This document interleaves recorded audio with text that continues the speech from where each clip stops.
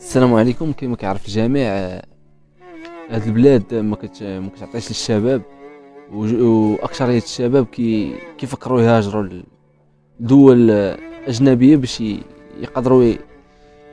يقدروا يلقاو يوفروا رقمة العيش ديالهم ويبحث على المستقبل ديالهم.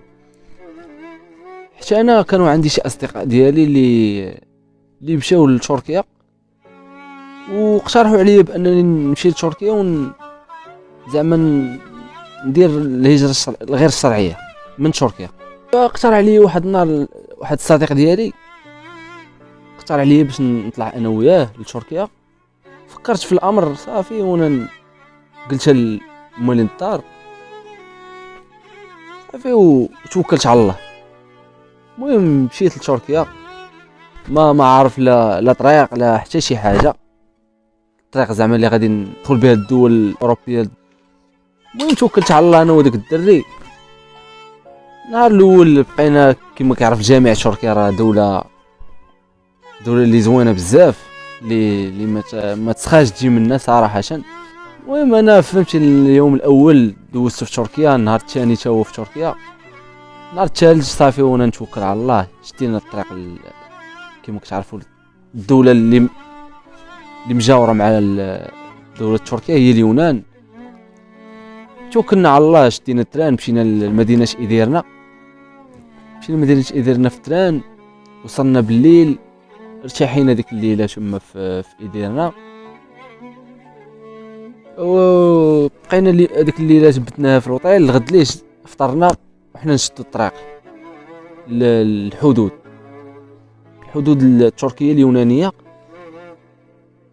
المهم بقينا غاديين بالمابس في التليفون حتى وصلنا المهم بقات لينا واحد كيلومتر الكرياج الحدود كما كيقولوا.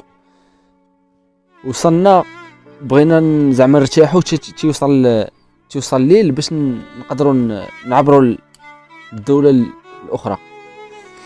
بقينا حتى جا وقت المغرب، بقينا مريحين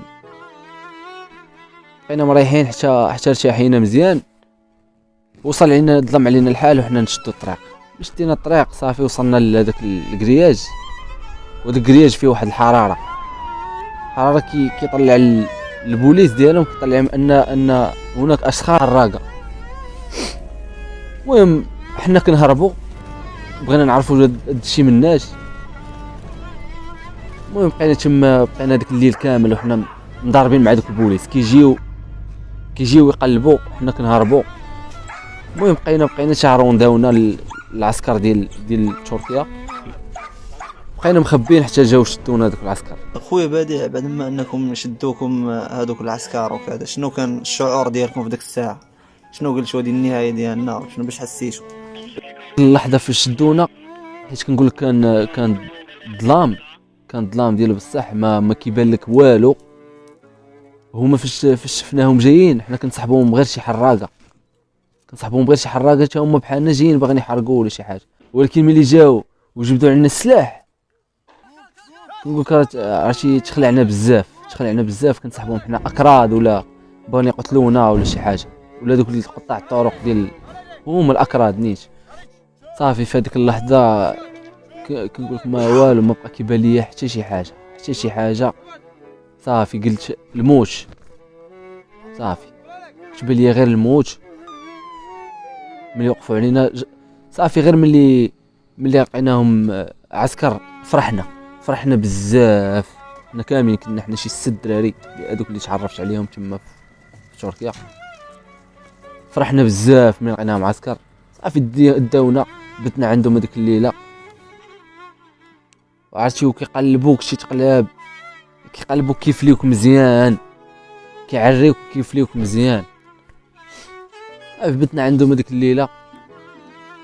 الغد اللي عاوتاني فيقونا مع الصباح بكري، ما نعسناش مزيان هذيك الليله، وعرفتي ما عرفناش راسنا شنو غيديروا بينا، فين غيديونا، شنو غيديروا لينا. المهم مرتاحيناش مزيان هذيك الليله. الغد ليه فيقونا مع الصباح بكري، مع شي 7 الصباح، داونا في واحد الكاميو ديال العسكر مشينا لواحد القشله كبيره، حتى ديك القشله اللي شدونا فيها غير قشله غير صغيره ديالهم، داونا القشله الكبيره اللي كيجمعوا فيها كاع الحراق. المهم مشينا لقينا عاوتاني قلبونا في هذيك القشله، عاوتاني قلبونا من جديد، قلبوا لنا حوايجنا السيكان ديالنا. المهم ما كيديوش لك الفلوس ديالك، كيبقى كلشي ديالك كيبقى عندك، كيحيدوا لك غير التليفون ديالك هو اللي كيحيدوا لك. صافي داونا مصايبين بحال الكونطونيرات مديرينهم، فهمتي كينعسوا فيهم الحراق، كونطونيرات دايرينهم على شكل اي.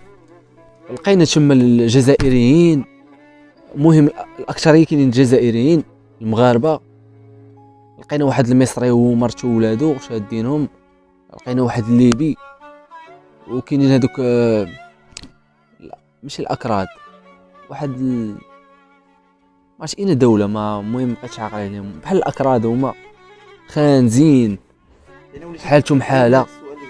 المهم لقينا حيت فيقونا مع الصباح كما قلت لك، عطاونا في الفطور، عطاونا ماشي بمواد خفاف، هذاك الشيء خفيف، قرعه الماء، فهمتي هذاك الشيء خفيف. المهم هذاك الشيء ما غاديش يكالي عليك، فهمتي مزيان. بقينا تما هذاك النهار الاول، المهم النهار الاول عطاونا قلت لك هذا الشيء في الفطور وفي الغداء، حتى هذا الشيء فطرناه مع شي 9، والغداء فطر كنتغدى حتى ل7 العشيه. وهذيك الغدا شنو فيه؟ نص باريزيانه قسما بالله قد هكا، وبواط ديال اللوبيا، بواط ديال اللوبيا. قول لي بواط ديال اللوبيا، بواط فيها اللوبيا دايرينها شاد الدرجه صاحبي كونسيرف. وبنادم صاحبي تيبغي يمشي يضرب هاد المخاطر كامل على ود صاحبي، واش يقدر يعيش يقدر ما يعيش، يقدر يقتلوه يقدر على ود صاحبي شي حوايج اللي هما بصح. وهذا الشيء يعني هذا الشيء ربما المعاناه صراحه، المعاناه ديال بصح بنادم تيلقاها في ديك الطريق. والله يسمح لهم دابا كلشي غرب الشباب تيقول لهم راه تما ما عرفت شنو كاين وشنو كاين، حتى هنا راه كاينه الحياه، ولكن بنادم غير خصو يخلق راسو فرص. حنا ماشي كنقولوا ديك البلاد ما فيهاش فرص، ولكن خاصك غير الطريقه كيفاش غتمشي تكون طريقه اللي هي شرعيه، ما تغامرش بحياتك، ما تخليش والديك يبكيو عليك، ما تخليش امك بواك خوتك صحابك، راه كلشي كيتأزم. راه بادي يعني راه منين غيعاود لينا كذلك، راه منين دوز هاد المعاناه، راه منين سمعتها انا والله شبقات فيا بعد، انا منين سمعت بادي منين رجع وعاود لينا شنو طرا ليه وشنو طرا ليه، الله تحقد على ديك المشي. والله يا خويا ميش بلادي ولا ديك التكرفيسه وكذا. اذا هنا بنادم يقدر يكون راسو ويقدر يصوفي، ويقدر بنادم من تما يدبر على كونطرا مثلا شرعيه ويمشي بحالاتو، يمشي مثلا بغى عينو شمانيش في اوروب ولا كذا، الله يسخر ليه. حنا ماشي ضد بنادم انه ما يطورش من ذاته ولا، حنا مع الانسان يطور راسو وكذا، ولكن اخويا غير ما تعانيش، غير ما تخليش والديك يعانيو، صحابك راه كلشي كيبقى يعني راه كلشي راك كتبقى فيهم ملي كتمشي وكيطرى لك شي كارثه او هيك، وما تعرضش راسك هكا وكتولي معرض للهلاك، معرض الله يسر يشدوك، يقدروا يخشاصبوك، يقدروا يديروا لك بزاف د الحوايج اللي نتوما يعني هادي ما كيبينوهاش لكم ربما في شي وسائل التواصل الاجتماعي ولا هادي ولا هذاك الحراق، ربما يقدر ما يبينش هاد الامور هادي. وما خفيه كان ادم، اما اللي الناس سولوا الناس اللي عاشوا هاد التجربه هادي. كما قلت لك الغدا حتى ل7 العشيه كيعطيوك غير بواط ديال اللوبيا والطرف ديال باريزيان قد هكا. قسما بالله الا كاينين شي وحدين كنشوفهم هذاك البواط ديال سميتو كيعطيو غير الدراري الاخرين اللي كياكلوه وكياكل الخبز حرفي. وصافي بقينا النهار الاول على هذا السيستيم هذا. النهار الاول ما عارفينش فين غادي يديونا. كتسول بنادم اللي فايت ماجي ولا شي حاجه كيقول لك دوك راه يا غيديكم لاسطنبول غيرجعوكم يطلقوكم، اللي كيقول لك غادي يرجعوك لبلادك. حيت حنا ملي شدونا بالباسبورات ديالنا. الغلط اللي درت انا خليت عندي الباسبور ديالي ما كان عليه اللوحه. ملي كان هذيك الساعه فجديت انا الطريق باش نحرق من تركيا لليونان خاصني لوحه الباسبور. انا بقى عندي الباسبور ديالي بحال متبوش عليا بأين جنسيه عندي. كانوا كيعزلونا المغاربه ديال الصف هنا، الجزائريين الصف هنا، توانسه هنا. المهم النهار الاول داز. النهار الثاني جابوا واحد الحافله اللي جمعوا فيها واحد الجزائريين وشي دول اخرين، كيجمعوهم كيديهم. المهم ما كنعرفوش فين غيديهم، المصير ديالهم ما معروفش. انت فات القشره النهار الاول، النهار الثاني، النهار الثالث جابوا لينا جابوا لنا واحد الحافله حتى حنا، هما يجمعونا، عطاونا التليفونات ديالنا، فرحنا بزاف. ركبنا صافي، كي تقول ليه فين غيديونا ما كيقولش لك فين غيديوك، ما باش غتعرف. وما كيهضروا بالتركيه، ما تفهمش الهضره ديالهم، حتى اللغه ما كاينش كيفاش تواصل معاهم. صافي بداونا، خرجونا من هذيك القشله، داونا مشينا سميتو، داونا لواحد السبيطار، باش يعرفوا شنو عندنا، واش تعداو علينا، واش عندنا شي زعما شي جروح في الجسد ديالنا، ولا فهمتي تعداو علينا دوك فاش تشدونا ولا شي حاجه. المهم حتى واحد ما لقاوه مادي ولا شي حاجه. صافي هذيك، وما يديونا لواحد الكامب في ايديرنا. هذا الكامب فيه كاع الحراقه اللي مشدودين، شدوهم في هذاك في ايديرنا، كاع الحراقه اللي تشدوا كيجيبوهم لهذاك الكامب، كيتجمعوا في القشله وكيجيبوهم لهذاك الكامب. المهم بقينا كنتسناو تما، حنا كنا من الاوائل اللي وصلوا هذاك النهار تما لهذاك الكامب. بقينا كنتسناو، عرفتي تخلعنا، كنقولوا ما عرفت شنو غيديروا لينا، ياك ما الحبس ياك ما هادي. بقينا مريحين تما. كل مره كتزاد حافله، كل مره كتزاد حافله، حتى ولاو الاف ديال الحراقه اللي تشدوا هذيك النهار اللي شفت في داك الكامب. المهم صافي جات النوبه ديالنا في سميتو، دخلونا بصمنا، صورونا صافي. هما دخلونا عاوتاني، عاودوا قلبونا من الاول، قلبوا لنا حوايجنا، حيدوا لنا السيوره من صبابطنا، داكشي صافي. تما عرفنا باننا صافي غندخلوا للكامب، ما يمكنش تخرج منه، بحال الحبس، يعني بحال الحبس. صافي دخلنا، كيحسب لك الفلوس اللي عندك. المهم حتى حاجه ما كيحيدوها لك، فلوسك هما فلوسك. صافي كيحيدوا لنا التليفونات عاوتاني، صافي. وكاينين جوج جناحات، فرقونا كل دراري بوحدهم. المهم انا بقيت انا وواحد الدري مغربي، ودخلونا لذاك الكامب. الدراري الاخرين اللي كنعرفوهم مشاو لواحد الجناح اخر، وحنا انا والدري مشينا للجناح، بحال قلتي كاين جناح ا وجناح بي، حنا داونا الا، وداونا لواحد السيلونه فيها غير الجزائريين. كنا حنا في ديك السيلونه 12 شخص، انا والدري المغربي و10 الاخرين كاملين جزائريين. طحنا في واحد الجزائريين اللي كانوا كيصليو، كانوا نقايا، دراري نقايا، فهمتي. المهم تعرفنا على الدراري تما، فهمتي، دراري زوينين، دراري في شكل، دراري الجزائريين اللي حنا كنا منقين راسنا. داكشي علاش كانت هذيك الغرفه ديالنا كانت نقيه. صافي عرفنا راسنا غنبقاو دايره حبس، زعما صافي غادي نبقاو نضربوا الحبس. كنقولوا شنو، كتمشي عند المترجم ملي تخرج تمشي تغدى ولا تفطر، كتمشي عند المترجم هو اللي كيهضر معاك، مترجم سوري. كتقول لي شنو غيديروا لينا، هادي ما كيعطاكش وقت، كيبغيك تحس بداك العذاب ديال هذاك ديال باش بعمرك فهمتي تفكر تبقى تجي تحرك. واش بصح ديك اللحظه كتفكر انك عمرك بغيتي تجي تحرق بعدا؟ فديك اللحظه ملي كتشوف شي حوايج، فهمتي، اللي انت بعيد على بلادك وكيطرى لك بهذاك الشيء، فهمتي، انت غادي مغرب، كتقول من هاد الليله صافي نرجع منين جيت.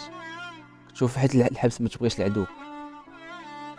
صافي وبقينا نتما، بقينا نهار السيمانه الاولى، السيمانه الثانيه، صافي كيبان ليا كتسول، فهمتي، الناس اللي ضاربين تما في هذاك الكامب 4 شهور 5 شهور، كيقولك انا والو ما رجعتش للبلاد، نبقى هنا شي يطلقوني. واش تبقى تضرب 5 شهور ولا 4 شهور؟ ما يمكنش ليا، فهمتي، الحبس ما عمرنا جربناه، ما عمرك، فهمتي، وما تبغيش كما قلت لك العدو ديالك ما تبغيش ليه الحبس. صافي السيمانه الاولى السيمانه الثانيه، فهمتي، ما واخا مهلين فيك بالماكله، ولكن كتشوف راسك مسجون عليك، فهمتي، ما كاينش حتى التلفازه كتفرج فيها، فاش تبغي تخرج تاكل الماكله ولا شي حاجه.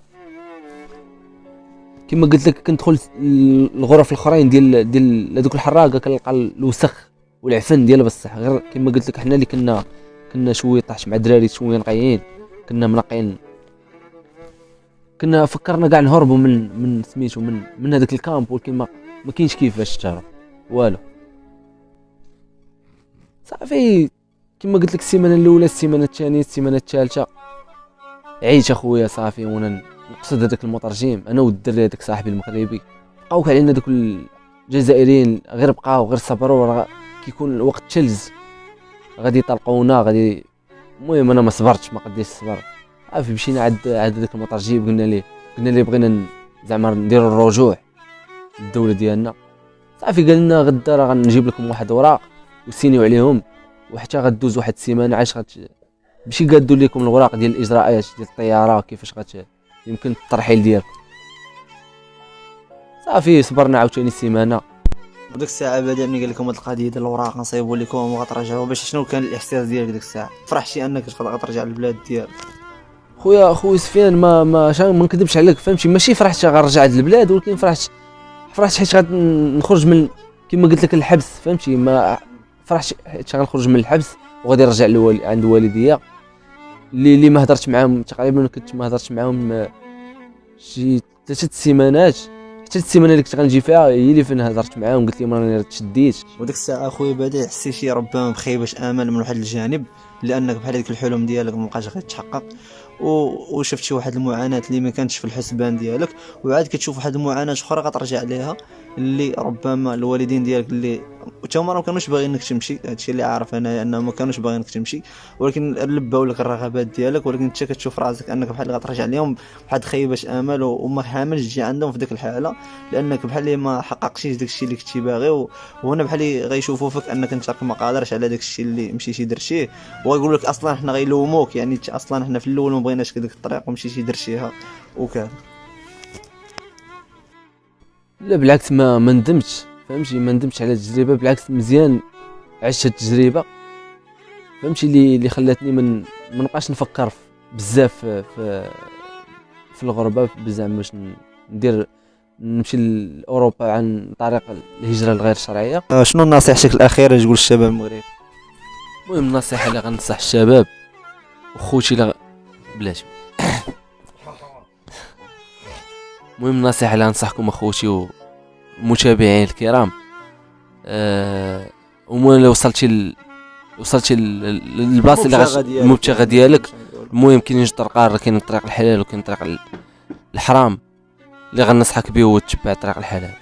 هادشي اللي الله سبحانه وتعالى في اي ارض فين ما مشيتي، فين ما مشيتي عندك وصلتي تما مشيتي اي بلاصه فين ما مشيتي خصك تلتزم بالاوامر الالهيه ديالك، تعبد الله، تصلي صلاتك وتخدم على راسك، لان تقدر توصل تما وما دير والو، يعني الانسان يقدر يوصل تما كيف ما كنشوفوا التجارب ديال الناس اخرين واصلين تما وماشي يديروا والو. علاش؟ لانهم شنو كيتبعوا؟ كيتبعوا الطريق ديال الحرام، وبالتالي طريق الحرام راه ما خدامك لا هنا لا في البلاد لا خارج البلاد. كنشكرك اخويا بديع على المعلومات هذه وعلى التجربه ديالك صراحه اللي استفدنا منها وخدينا منها دروس وعبر، وكنطلبوا من الله يسهل عليك ويفرج هادشي كامل غير لخص لك، فهمتي ما عاودش داك الشيء بلي كاين شي حاجات اللي فهمتي، المهم هادشي غير لخص لك وصافي. الله يحفظك خويا بديع، كنشكرك تبارك الله على خويا بديع اللي عطانا صراحه من الوقت ديالو الغالي. كنشكرو كل المتابعين على هذه القصه، ونتمنى انكم تكونوا استفدتوا منها وخديتوا العديد من الدروس والعبر، وما تنساوش الله يجزيكم بخير تبارطاجيو هذه الفوائد هذه وهذه التجربه هذه باش الناس اخرين ما يمشيوش يهاجروا وفي الاخر نفتقدوهم ووالديهم يفتقدوهم. يلا تحياتي لكم ان شاء الله، مع ان شاء الله برنامج جديد في الحلقات القادمه باذن الله.